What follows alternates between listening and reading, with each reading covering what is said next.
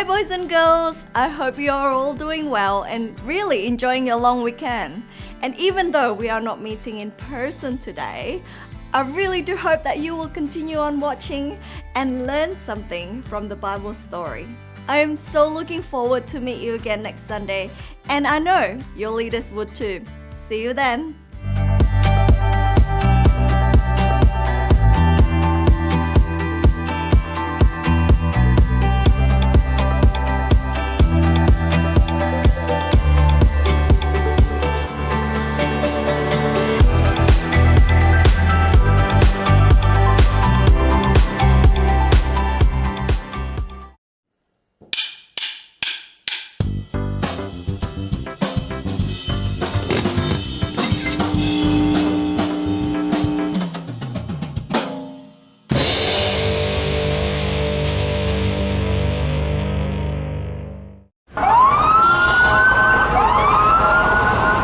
Can I get a little peace and quiet in here? I gotta be honest. It's easy to think about peace as a bubble. Ignoring the world so that you can chill out and get a little you time. Or maybe you think of peace as a simple agreement. You do your thing, I do mine. Then we don't have to worry about each other's problems or the ways we're different from each other. Or you might see peace as a big, grand thing. General, this treaty officially ends all wars. But true peace doesn't look like any of that. True peace is messy. It takes hard work and creativity. It says, how can I listen to you first before I speak? It says, how can I learn what it's like to walk in your shoes before I try to fix it? How can we get creative to find a way through? See, when you do the hard work of making peace, others can see God at work in you. That's why making peace is an amazing way to worship God with your life. Because worship, it's about more than just singing loud. It's all about living loud.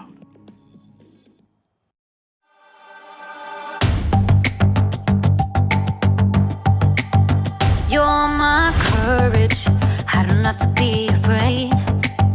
You're my fortress, no matter what comes my way. You're my treasure forever, yes, we'll be together always.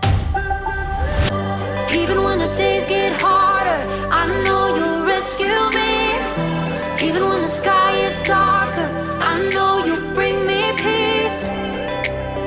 You are my strength, you are my savior.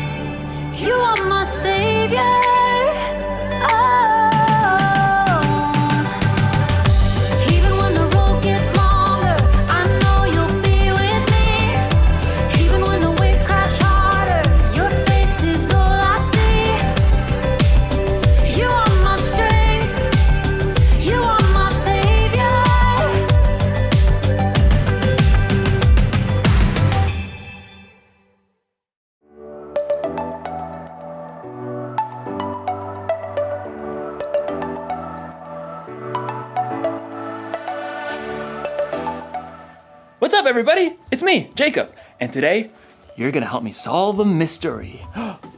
The case of the mysterious envelope. Dun dun dun! What do you think it is? Is it a thank you gift? A prank?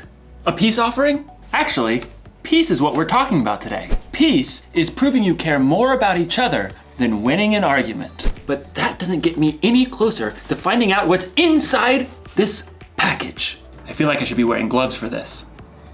Yeah.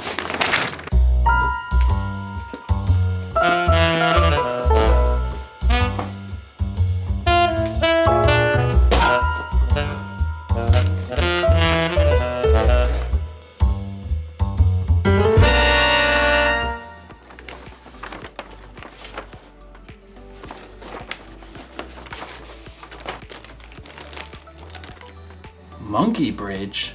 What's a monkey bridge? A few twigs and some string, but no instructions. Another mystery. Dun dun dun! I mean, clearly this is a bridge building kit. Well, maybe the sticks are the decking? But how do maybe I'm supposed to weave it together.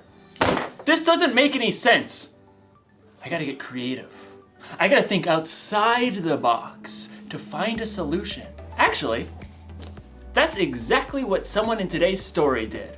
Now, how do you build a monkey bridge? The Bible. It's 66 books of history, stories, letters, and poetry that fit together to form God's one big story. The epic adventure of how He created us and loves us so much that He made a way to rescue us. As we travel through the Bible, from Genesis to Revelation, we discover people who met God and found their lives changed forever. Now, for an amazing story, inspired by the book of 1 Samuel, chapter 25. God had promised David would be king, but for now, King Saul ruled Israel. David lived his life on the run, followed by a group of misfits who had become friends and servants. One day, they arrived in the desert of Paran, near the land of a wealthy man named Nabal, who owned 3,000 sheep. We'll set up camp here, man. At first, Nabal's servants didn't know what to think. Too many strangers around these parts. We've had food and sheep go missing. But David's men were honorable. They didn't try to steal from the shepherds. In fact, David protected Nabal's shepherds from any harm. Stay as long as you like, my friend. About time for sheep shearing, isn't it? Oh, yes. Nabal will hold a grand feast when it's all over. Your men have helped us, so they should share in the celebration. David called for 10 of his men and gave them a message to send to Nabal. On it. David's messengers hurried up the mountain to Nabal's estate and were brought to stand before him. Well, what do you want? Nabal sneered down at the men while he continued to chew on a fine leg of mutton. David says, may you live long, may things go well with you. Continue. He says, I hear that you are clipping the wool off your sheep. When your shepherds were with us, we treated them well and protected them. Now please be kind to my men. Please give us any food you can find for us. Nabal leapt from his seat and hurled the mutton bone across the room. Who is this David? Probably a runaway servant. Why should I give bread and meat to a nobody and his men who come from who knows where? David's men returned to camp and delivered the news. Oh, no, he didn't. Oh, yes, he did.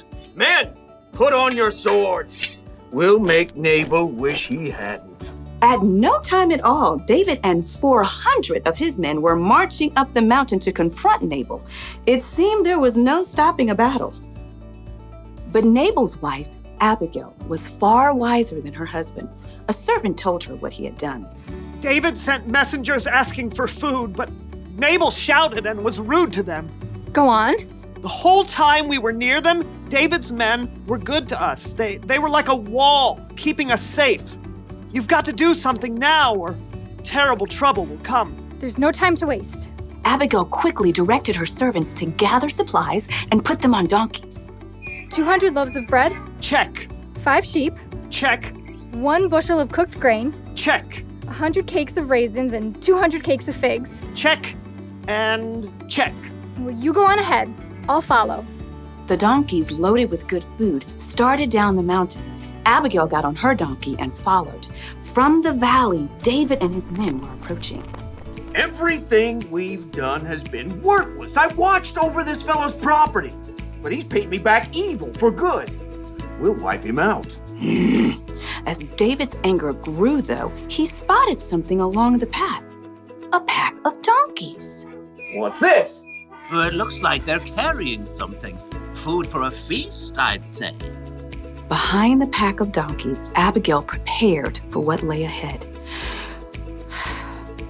I must stop this. The moment Abigail saw David, she slid off her donkey and fell face down on the ground before his feet. Please, let me speak. Let me take the blame for Nabal's actions. Abigail raised her eyes just enough to notice David's surprised face. He nodded. Don't pay attention to Nabal. He's always doing foolish things. I'm sorry I didn't get to see your messengers, but I've brought a gift for you. Right now, the Lord has kept you from killing Nabal and his men. Let the Lord deal with your enemies. Abigail rose to her feet.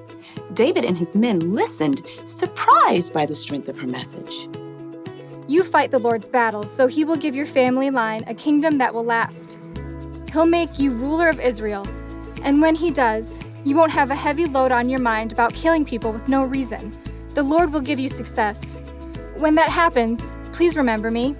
Abigail took a deep breath and waited. David smiled. Give praise to the Lord. He sent you to find me. May he bless you for this. You have kept me from using my own hands to get even. David's men unloaded the food that Abigail had brought. Go home in peace. I'll do what you have asked. Abigail made her way back up the hillside to her home. She had chosen to humble herself and do the hard yet creative work of making peace. In the end, Nabal paid the high price for his foolish anger, but God blessed Abigail. The fight between Nabal and David wasn't Abigail's problem, but she didn't use that as an excuse. She got involved. She acted fast, and she found a creative solution. You see, just because something isn't your problem doesn't mean you can't get involved. God has given each one of us unique talents and unique ways of seeing things. So, if you see people in a fight and you're the only one who can see a way to make peace, you should help them solve that mystery. Jesus showed us how important making peace was to him when he gave his life on the cross. We can make peace with others by being part of the solution. You can help calm an argument between two people by making them laugh. You can suggest solutions to problems that others might not see. Or if a fight looks like it might get dangerous, you can find a grown-up to help keep the peace. The one thing to remember today is this: you can show you care about others by being part of the solution. So this week, be on the lookout for creative ways to build bridges between people in your small part of the world. I'm gonna have to get pretty creative myself. Here's what the bridge is supposed to look like. Mystery solved! You know, if that bridge was full-sized, I could cross an entire canyon on that one thin little rope. But first I'd need to solve my fear of heights problem. Dun dun dun! I'll see you next time!